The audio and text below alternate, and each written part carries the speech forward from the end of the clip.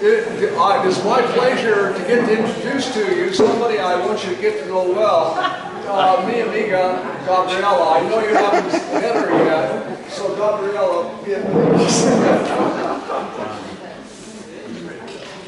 Okay, let's start, and if you didn't get the chance to buy some of the CDs, maybe you can contact Casa de la Mujer later. Actually, Lila Dance, probably many of you know her. She does a concert every single year in Oaxaca, benefit Casa de la Mujer. And she has provided very generously, actually, part of the, any sales of her CDs go to Casa de la Mujer. So that's one way of helping them if you purchase those CDs, especially if they are brought by Casa de la Mujer. Because I know you can get it in Amazon.com, you can get it in Piratas, but that way money doesn't go there. So. Okay, one more thing. Several people are asking me about the documentaries. We have seen the first one by Conchita. George, I think, managed to rip off the files out of the DVD, obviously with, with the authorization of Conchita. And I think we have a QuickTime file movie that will be put on my external drive.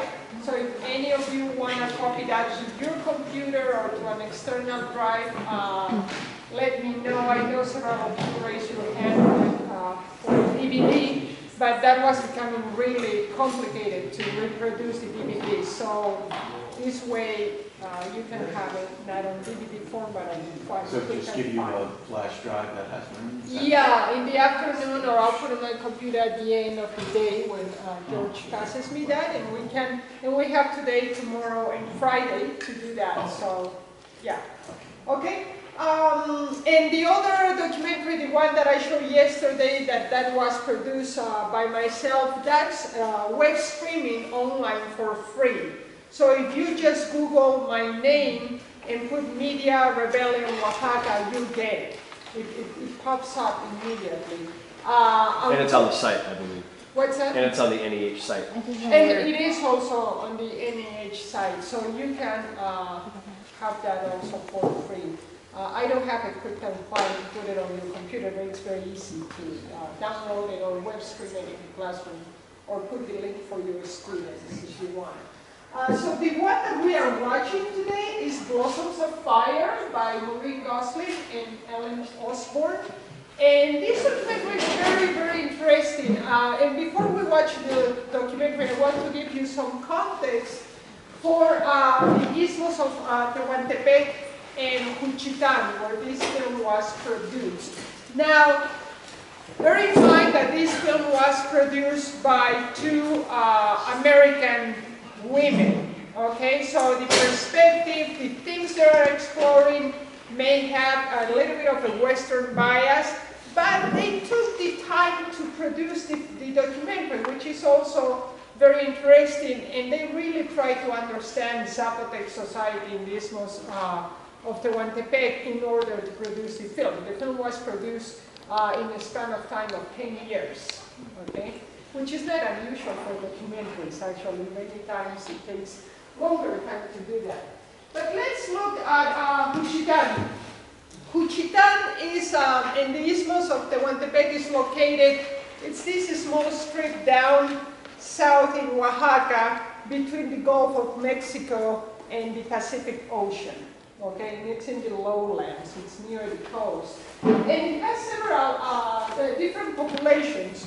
Although the largest population is the Zapotec population, and actually the documentary deals with Zapotec population primarily. But there are other populations in the area, in the whole isthmus as well.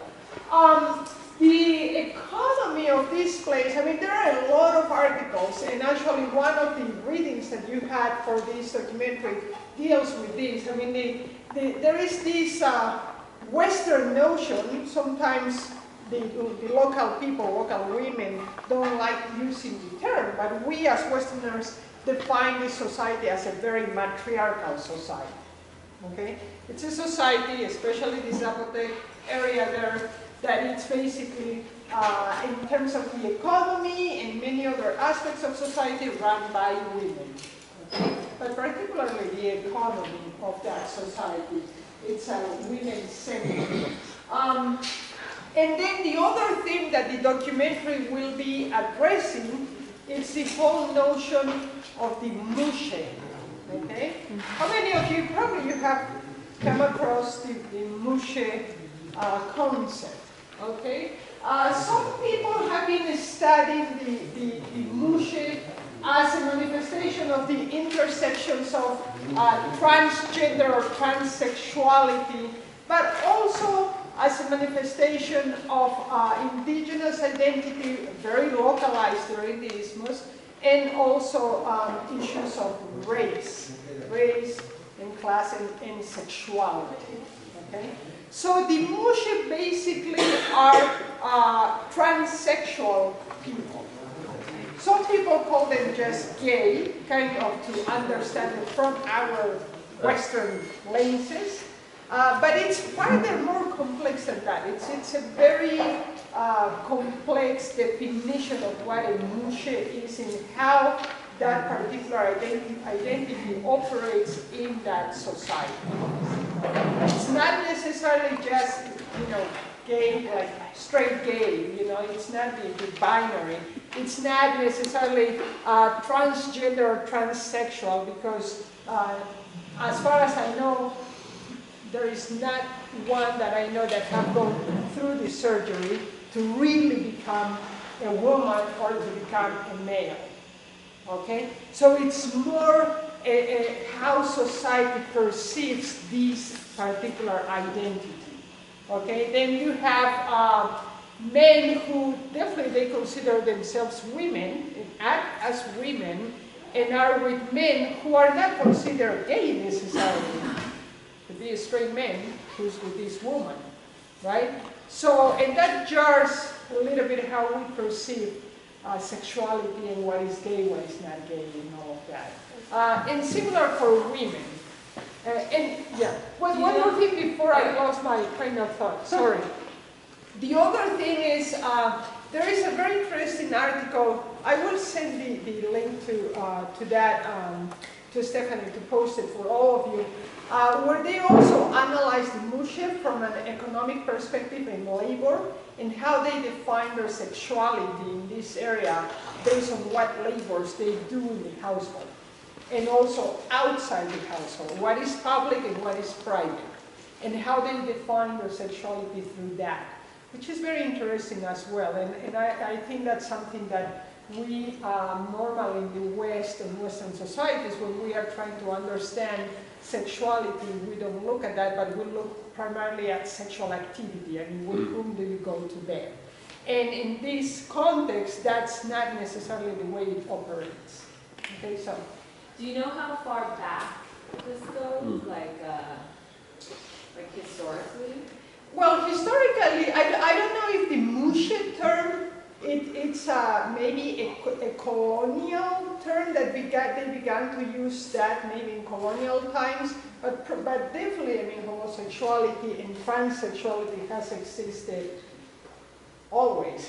And as far as I know, in different cultures, including here, all of these cultures, Andean cultures for sure, I know Native Americans consider it a very special, it's almost a privilege in a way to have somebody who doesn't fit the binary, right? And in the case of the mushes, actually families in the area feel, especially mothers, feel very privileged if they have a mush in the household. Okay, so and that's why I think it calls the attention of Western studies, people who are studying gender issues, right? Because it's very accepted, at least for what we can tell. I'm sure that there are other complexities in society as people are changing, and also the influence of Catholicism, where homosexuality is not seen, or has traditionally hasn't been seen as something positive, right? So we have to take into account also those other influences and how people may perceive these. right? But it's, as far as we know, within Zapotec society, in that part, it's accepted. It has become part of the web of society. You know, yeah. Any other? It just sounds like a little, it reminds me of, I forget the name, in Polynesian culture in Tahiti and overall in French Polynesia, they have, there's a transgender sort of phenomenon where a family has a bunch of boys, they don't have a girl, and they'll raise the youngest boy, their last boy, as a girl, sort of fulfill those domestic duties. And so it is somewhat, as you said, sort of supported by the culture, but it's sort of culturally influenced. And I'd never really seen that before. I don't know if it was kind of similar to this. Yeah, I mean, most likely, you know, other societies have ways of adapting that. And I think what you say, it's interesting and important to think of labor, right? The labor that women do in private and public, right? And what does it mean for sexuality or the allocation of sex or gender? Let's use the term gender, basically, and how they distribute labor in that regard, right? I've seen also in Andean culture, I mean, what we call marimacho to lesbians, and cari maleca also, it's the term in Quechua, in indigenous language, for lesbians. And cari means men, so it's basically all the labors that the man does, you know, including that of sexuality, will be allocated to this woman. What was the term again? In Quechua, Yes. cari maleca. Cari with a Q. Q-A-R-I-M-A-L-E-C-A. Cari maleca. Cari is men. That's in Quechua? It's a Quechua term. And they have this terminology in the indigenous language. And that's why, I mean, you can tell how far back goes and how embedded it is in society. Right? Okay. So, thinking more of what's going on in Mexico, in understanding and accepting also issues of sexuality and transgender issues, let's look at what happened in the last, 6 years more or less. And we see that Mexico, I mean the city of Mexico actually legalized marriage, same-sex marriage in 2010. And that was a big push. And actually, very interesting thinking of a society that the outside world perceives it as so macho, right? And so male-dominated, right? Nevertheless, was one of the, I mean, before the United States, if you think in as a parallel, right? And then in 2014, there was a decree, basically, a day against homophobia. And actually, they do that march in Mexico City every year, which is very interesting to think also of the overall Mexican society and how they are thinking about these identities and how they are becoming more tolerant, more embracing maybe. Obviously that doesn't mean that everybody accepts this like in any other society. And there are several other influences, right? Influences of things that are happening in the continent with regards to gender issues. I mean, if you look at Argentina or Peru, Argentina also has legalized same-sex marriage. Actually, long before Mexico, I think it was in 2007, 2008. So in Argentina, it's considered a very Catholic country, right? Very conservative. If you think that, you know, the dictatorship and all of that, nevertheless, they have managed to put it into law. So these changes in the continent are very, very important to pay attention to, because it breaks also the stereotype of what we think in the U.S. of Latin America and these different cultures there. Okay, so let's watch the film, or go over the film really quick and then watch the film. This documentary came out to the public in 2000, but it was on the works since 1991. It took about 10 years to produce the movie, to film, and also to edit and put it out there. It has gotten a lot of attention, a lot of awards, especially when it came out. And it deals, as I mentioned, with the Zapoteco Juchitan. It deals with all the notions of matriarchy, the economy, but then it delves into the issues of gender identity. So I want you to pay attention to the underlying themes: gender relations, women's economy, the acceptance of homosexuality as we understand it in the West, and maybe think how could you either incorporate, because the documentary is beautifully done, and I think it's worth showing it to maybe high schoolers or people, kids who are, not a 7-year-old, but in the range of maybe 13 and above. I think they could enjoy the film.